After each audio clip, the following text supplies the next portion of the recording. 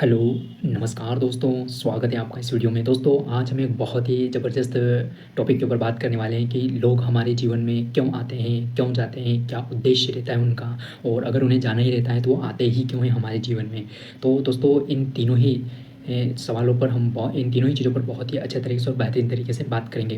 दोस्तों, सबसे पहले अपन शुरुआत करते हैं कि जब हम जन्म लेते हैं, जन्म लेते से ही हमारे जीवन में कौन-कौन से रिश्ते बन जाते हैं। माता-पिता का, भाई-बहन का, मामा-मम्मी का, मौसा-मौसी का, इस तरीके के तमाम रिश्ते बन जाते हैं हमारे जन्म लेते ही। कुछ रिश्ते हमारे बाद में बनते हैं, जैसे कि दोस्ती वगैरह, है ना? शादी शादी करना, पति बनना, पिता बनना, ये हमारे रिश्ते बाद में बनते हैं।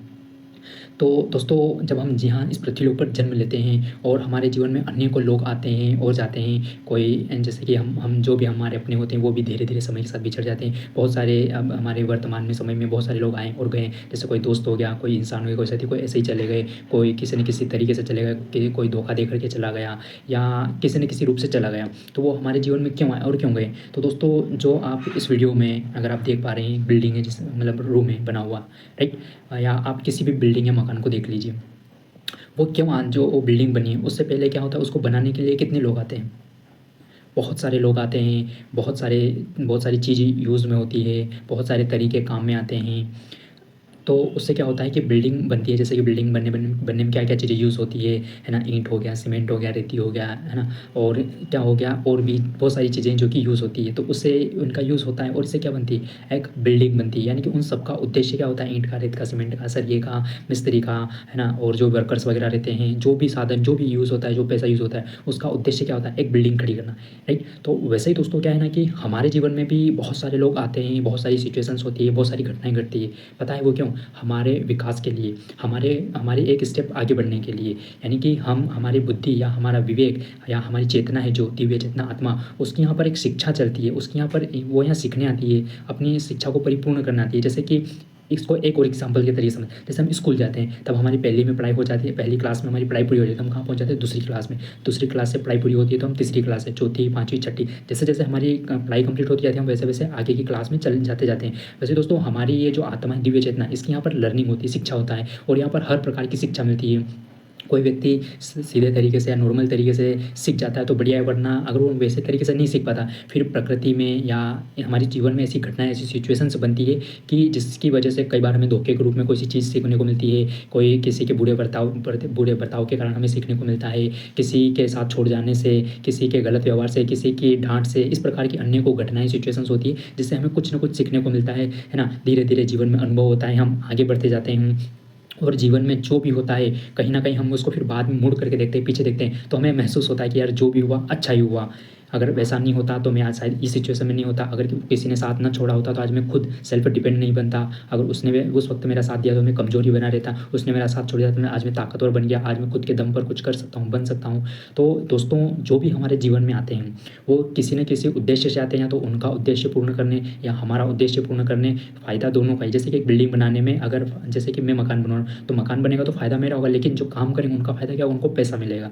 तो वैसे ही दोस्तों, हमारे जीवन में हर एक व्यक्ति का आना-जाना कोई कोइंसिडेंट नहीं है, बल्कि एक प्रकृति की, ब्रह्मांड की एक योजना होती है पहले से ही, कि इस व्यक्ति को, इस इंसान को इस स्तर से वहाँ लेकर के जाना है। जैसे अगर आपने भगवान बुद्ध के बारे में सुना होगा, तो उनके जन्म से पहले ही एक आचार्य मुनि थे, ऋषद मुनि, उन्होंने उनकी भविष्यवाणी कर दी थी कि ये आने वाले समय में बहुत ही बड़ा साधु बनेगा, सन्यासी बनेगा। लेकिन उनके पिता ने क्या किया था पता है? उसको साधु सन्यासी ना बने, उसके लिए उन्होंने हर एक प्रयास किया, उनके राज्य से हर एक दुखी आत्माओं को, दुखी मनुष्य को, रोगी मनुष्य को एक अलग जगह शिफ्ट कर दिया था, कि ताकि ये कभी भी वैरागी ना बने, कभी भी इसको क्या हो, ये सन्यासी ना बने, साधु ना बने। उन्होंने हर संभव प्रयास किया, लेकिन हुआ क्या, जो पहले से ही रच रखा था। यानी कि हमारे जीवन की अनेकों घटनाएँ पहले से ही रच रखी हुई होती है, अनेकों लीलाएँ प्रकृति में पहले ही से ही निश्चित हो रखी होती है, और कई सारी घटनाएँ, कई सारी सिचुएशंस, हमारे कर्म, हमारी बुद्धि ये होती है। कई बार हमारे साथ ऐसा होता है ना दोस्तों, कि हम कोई सा कर्म करना चाहते हैं लेकिन कर नहीं पाते, और कोई सी चीज़ें ऐसी होती है जो हम नहीं करना चाहते हैं, फिर भी कर जाते हैं, और बाद में हमें कई बार बड़ी खुशी होती है कि यार मैं नहीं चाहता था फिर भी हो गया, और कई बार बड़ा पछतावा होता है कि मैं नहीं करना चाहता था फिर भी हो गया। ऐसी अनेकों सिचुएशंस, हमारी घटनाएँ हमारे साथ होती है। तो ये क्या है ना, हमारे प्रारब्ध के जो कर्म होते हैं, और उसके अनुसार हमारी बुद्धि वैसी हो जाती है। कई बार हमें लगता है कि यार मैं इतना समझदार हूँ, फिर भी मैं ये ऐसे पागलपंती वाला जैसे काम कैसे कर गया? या फिर कई बार हमें लगता है कि यार मैं तो इसके काबिल नहीं था, मैंने तो कभी सोचा भी नहीं कि मैं ऐसा भी कर सकता हूँ, फिर भी मैंने ये कर दिया, या मैं इतना सफल हो गया, या मैं इस मुकाम पर आ गया, मैंने तो कभी सोचा भी नहीं था। ये क्यों? क्योंकि ये पहले जो आपके कर्म थे, जो प्रारब्ध थे, उनके अनुसार आपकी ऐसी बुद्धि हुई, ऐसी घटनाएँ बनी, ऐसी सिचुएशंस हुई, ऐसे लोग आपके जीवन में आए कि आप उस स्तर पर पहुँच गए जिस स्तर पर आप जाना नहीं चाहते थे, या जिस स्तर पर आप अभी जहाँ हो वहाँ पर। तो ये सब आपके प्रारब्ध के कर्मों के अनुसार आपकी बुद्धि वैसी काम करती है। आप चाहते हुए भी उसको रोक नहीं पाते। कई बार आप ऐसा होता होगा ना कि कहीं आप हो और कोई प्रॉब्लम में, मुसीबत में हो, और आप उस वक़्त कुछ भी नहीं सोचते और तुरंत दौड़ जाते हो उसकी मदद करने के लिए। और आपको ऐसा एकदम अलग सी खुशी महसूस होती है कि यार मैंने इसकी मदद की, और आपको अंदर ही एक बेहतरीन फीलिंग आती है। और कई बार ऐसा होता है कोई सा कर्म है जो आप जिसको ना चाहते हुए भी कर जाते हो और बहुत पछतावा होता है, बहुत ज़्यादा गिल्ट होता है। तो देखिए, आपको परेशान होने की, डरने की या चिंता करने की कोई ज़रूरत नहीं है।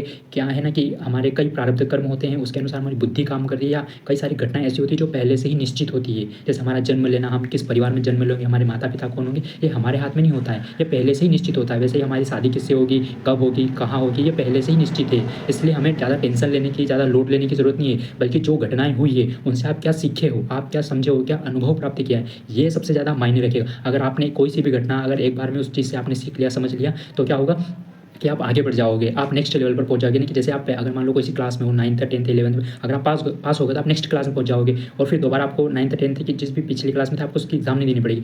अगर आप वहाँ सीखे हो नहीं, जैसे कि आपने मान लो 9th में फेल हो गए, अब अगर आपको 9th में पास होना है तो आपको वापस से डबल से एग्ज़ाम देना पड़ेगी। वैसे अगर आप एक बार में कोई सी घटना से, कोई सी चीज़ से, कोई सी सिचुएशन से सीख जाओगे, अनुभव कर लोगे कि ये जो घटना है इससे मुझे क्या सीख मिली, क्या समझ में मिला, तो आप अगले स्टेप पर पहुँच जाओगे, नेक्स्ट स्टेप। वरना अगर आप सीखोगे नहीं तो आपके साथ वही घटनाएँ होती रहेगी, वही सिचुएशन होती रहेगी, और आप वही परेशान होते रहोगे, और आपको समझ ही नहीं पड़ेगा कि मेरे साथ ऐसा जीवन में क्यों हो रहा है बार-बार। क्योंकि आप उससे लर्निंग नहीं ले रहे हो, और प्रकृति का काम है कि जब तक आप लर्निंग कंप्लीट नहीं करोगे तब तक आप आगे नहीं बढ़ोगे।